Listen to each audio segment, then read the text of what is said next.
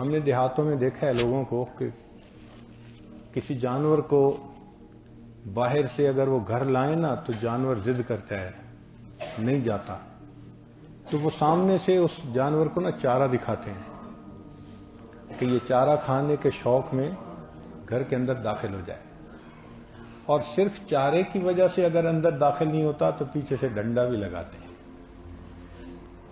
بالکل اسی طرح نفس کی مثال بھی گدھے کی مانند ہے۔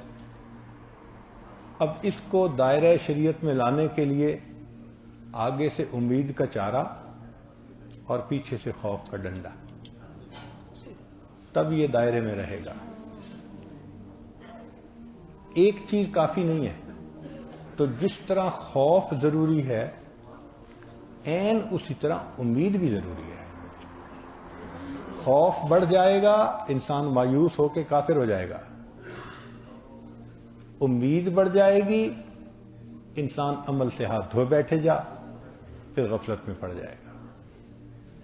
تو بیلنس رکھنے کے لیے یہ دونوں چیزیں ضروری ہیں۔ علماء نے نقطہ لکھا ہے کہ خوف کب غالب آئے اور امید کب غالب آئے، تو فرماتے ہیں کہ جوانی میں خوف غالب آئے، بڑھاپے میں امید غالب آئے۔ صحت کے زمانے میں خوف غالب آنا چاہیے، بیماری کے زمانے میں امید غالب آنی چاہیے۔